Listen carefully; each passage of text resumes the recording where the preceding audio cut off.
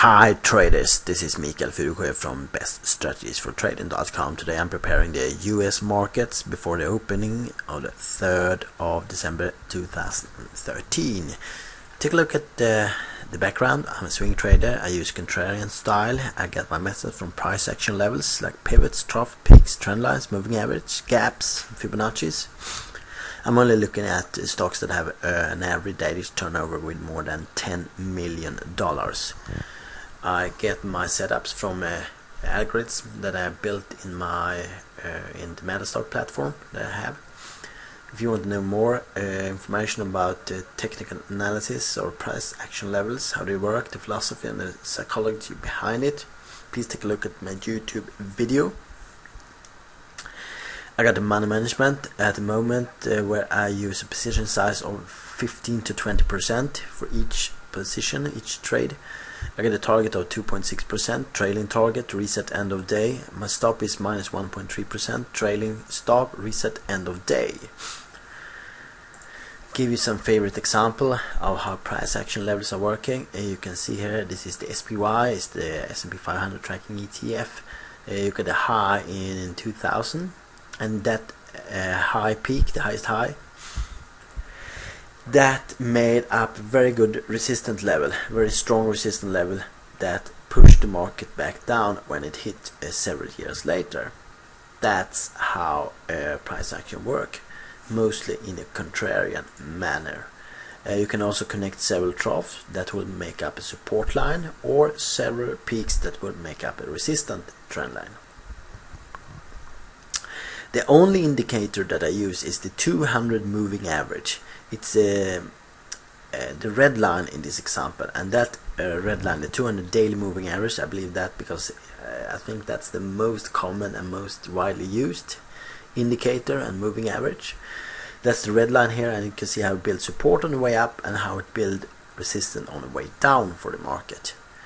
And what I really like about price action levels is that it's time frame independent. I can change now to monthly data, and you can see my draw line are still at the same level. That means that if you're a swing trader and you look at a daily chart, we look at the same levels as anyone that looks at weekly charts or monthly charts or even hourly chart. We're looking at the same levels. That makes the probability that we take action at the same price levels at the same time as well. That means that you probably will be ahead of the curve when the market turns. Not always, but probably. Okay, take a look at the first chart. It's Capital Corporation. I had this for a while now. I use this peak from 2007. The highest high is 49.87.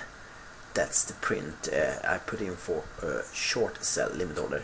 And like always, I'm checking if Capital Corporation has any earnings coming up, because you don't want to take a trade and then an earnings release comes up and the stock will gap overnight in the morning 5-10% in your favor or not in your favor. Anyway, it's a huge risk, and I don't like that kind of risk, so I don't take trades in stock that has earnings soon coming. City National, I use this high peak, and the level is 78.54. That's the level I'm going to use for a short sell limit order. Check for earnings. City National, no earnings coming up. Forest Labs, I'm using this high peak for my short sell limit level, short sell limit order, resistance level, and the high is 57 and 97. 57.97. That's the level I'm going to use.